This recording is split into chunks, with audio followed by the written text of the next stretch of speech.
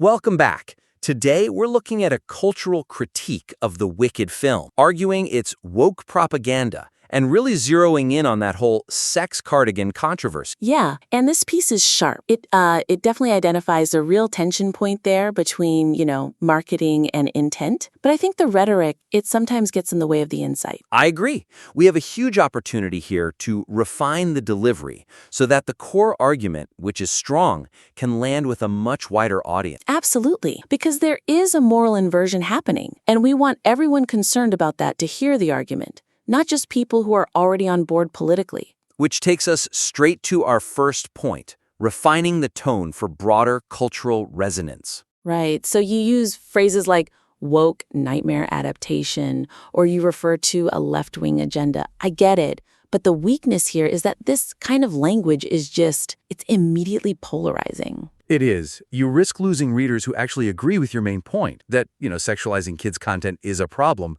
but they check out because they feel like they're being dragged into a political battle. Exactly. So my suggestion here is to shift the focus away from that explicit political branding. Instead, concentrate on a more objective analysis of the cultural impact. Of the moral inversion itself. Yes. That makes the argument more persuasive to really anyone, regardless of where they fall on the ideological spectrum. So, to get concrete with that, instead of just calling Elphaba's revolution political, you could analyze the allegorical shift in the story. How so? Well, you could talk about how the Wizard of Oz changes. He's not a simple grifter anymore. He's this full-blown patriarchal villain. I see. And then you can frame Elphaba's fight for the talking animals as a study in modern oppression narrative. You lay out the evidence like that, and you let the audience draw its own conclusion. It's much more powerful than just telling them what to think. And that focus on evidence is a perfect segue into our second major point. We need to look at how the argument is actually structured. Strengthening the narrative flow, using specific evidence to illustrate the macro thesis. Yeah. Right now, the piece jumps around a bit too much.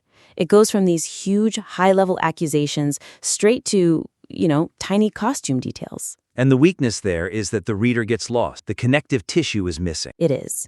You leap from this broad idea of Hollywood's degenerate behavior and glittery costumes as propaganda straight to the sex cardigan. It feels disjointed. The micro detail doesn't feel like it supports the macro claim because the groundwork hasn't been laid. So the suggestion is really about restructuring. Build your case logically. First, you need to establish the film's overall subversive themes. Right. Talk about the changed relationship between Glinda and Elphaba. Talk about how Elphaba is recast as just misunderstood. Exactly. You lay that foundation first.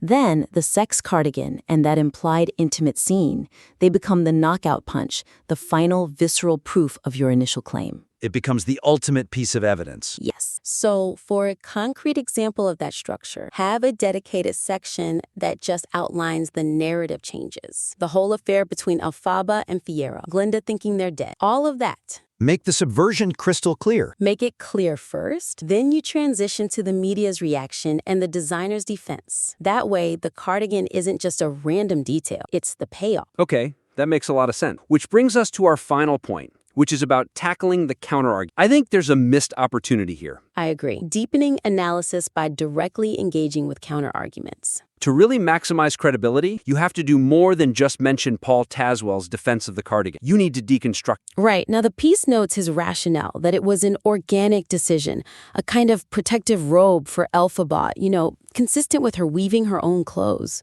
And then it just sort of dismisses it, which is the weakness.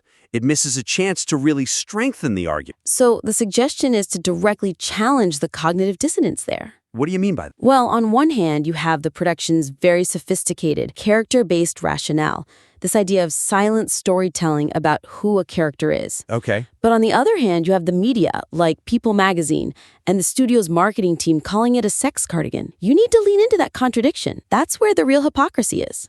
Ah, I see. So the focus shifts from just criticizing the designer to criticizing the whole Hollywood machine that exploits his artistic choice for marketing. Precisely. You analyze that disconnect. You ask the question, was the designer's explanation that a black slinky piggy would be unrealistic, was that just a deliberate misdirection?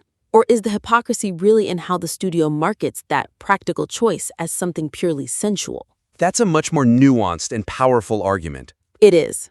It lets you expose the layers of Hollywood's messaging by focusing on that conflict between the stated artistic goal and what it becomes in the market. It elevates the entire piece. Okay, this is all really actionable. So to recap for our listener, there are 3 main things to focus on. First, recontextualize that political rhetoric. Focus on the broader cultural impact. Second, fix the structural flow. Build your case about the film's subversive themes first, and then use the sex cardigan as your definitive proof point at the end. And third, don't just dismiss the costume designer's defense. Right. Use it. Dig into it to expose the dissonance between the art and the marketing. That will make your critique so much more robust and difficult to dismiss. These changes are going to make a huge difference to the piece's impact. We're really looking forward to seeing the revision. Send it back to us when it's ready.